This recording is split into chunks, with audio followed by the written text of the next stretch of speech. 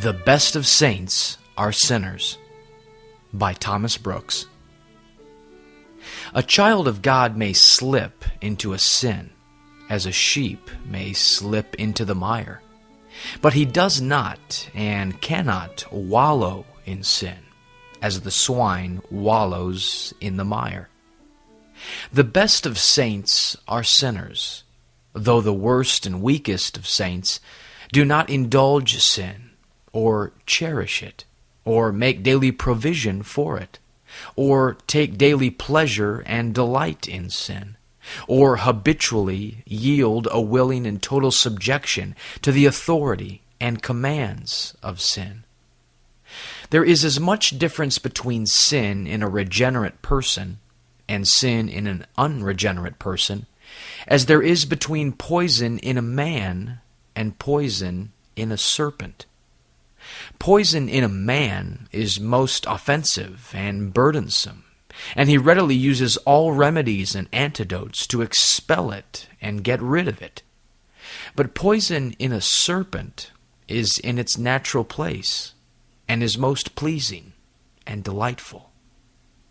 Just so, sin in a regenerate man is most offensive and burdensome, and he readily uses all holy means and antidotes to expel it and to get rid of it. But sin in an unregenerate man is most pleasing and delightful, it being in its natural place. A godly man may have many sins, yet he has not one beloved sin, one bosom sin, one darling sin. His sins are his greatest grief and torment. Every godly man hates all known sin, would sincerely have his sins not only pardoned, but destroyed, groans under the burden of sin, combats and conflicts with all known sin, has fixed purposes and designs not to sin, has a sincere willingness to be rid of all sin. No sincere Christian indulges himself in any trade, course, or way of sin.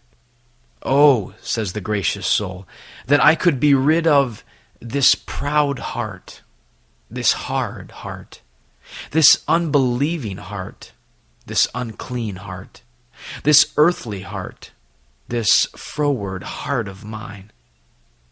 Oh, sirs, this is most certain.